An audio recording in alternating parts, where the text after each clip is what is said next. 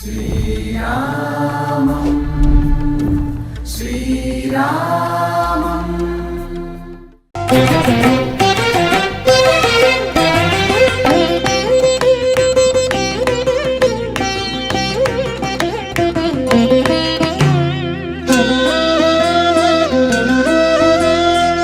నమస్తే అండి. మనం రామకోటి రాస్తాం కదా, రామకోటి రాసే వాళ్ళు ప్రపంచంలో ఎక్కడి నుంచి రాసినా అయోధ్యకి పంపిస్తారు కదా. అయోధ్యలో వాళ్ళు అవి ఎక్కడ ఉంచుతారు? రామ మందిరంలో ఉంచుతారా, ఎక్కడ ఉంచుతారు అన్నది చాలామందికి క్వశ్చన్లా ఉంటుంది కదా. సో ఇప్పుడు నేను చూపిస్తాను, మీరు పంపించిన రామకోట్లన్నీ, ప్రపంచవ్యాప్తంగా రాసి పంపించిన రామకోట్లన్నీ ఎక్కడ పెట్టారో అవన్నీ మీకు చూపిస్తాను. ఇది వాల్మీకి రామాయణ భవన్. దీని లోపలికి ఒకసారి రండి, చూపిస్తాను.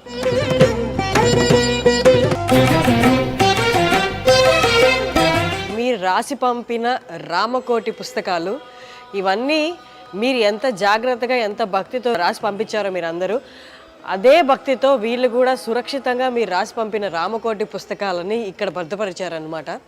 సో ఇవన్నీ మీరు ఒకవేళ అయోధ్య వస్తే అయోధ్యలో వాల్మీకి రామాయణ భవన్ అని ఉంటుంది, అక్కడ మీరు చూడొచ్చు.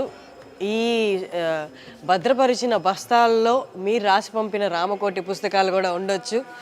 ఇదిగో నా చేతిలో కూడా కొన్ని ఉన్నాయి.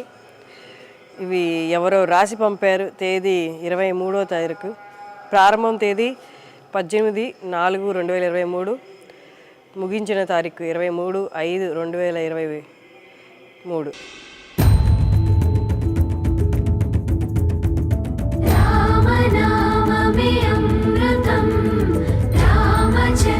మీరు ఎంతైతే భక్తితో రాసి పంపారో వీళ్ళు కూడా అంతే సురక్షితంగా భక్తితో వీటన్నిటినీ ఇక్కడ పెట్టి ఉంచారు. నా చేతిలో 3 పుస్తకాలే ఉన్నాయి, కానీ వెనక మీరు చూస్తున్నారు కదా, ఈ బస్తాలన్నిట్లో కూడా రామకోటి రాసిన పుస్తకాలు కోట్లే ఉండొచ్చు నాకు తెలిసి. ఈ బస్తాల్లో రామకోటి పుస్తకాలు 1,000 పైన ఇక్కడ కనిపిస్తున్నాయి మనకి.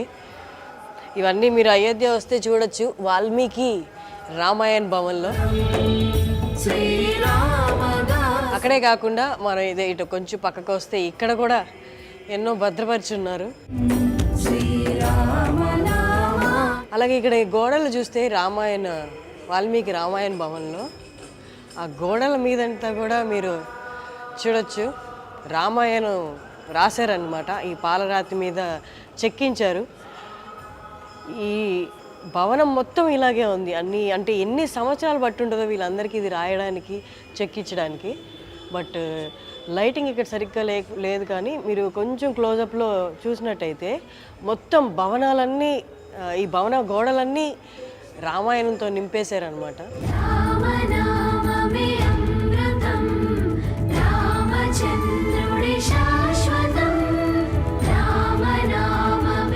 అలాగే ఈ భవనంలో ఎవరు మూర్తి రూపంలో మనకు కనిపిస్తారంటే, మీరు చూస్తున్నట్టు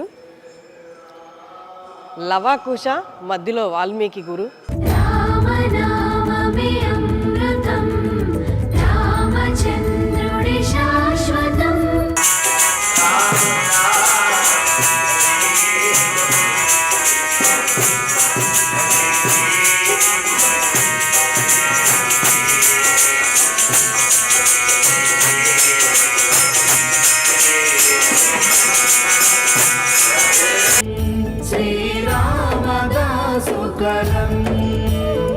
రామచిలక స్వరం శ్రీ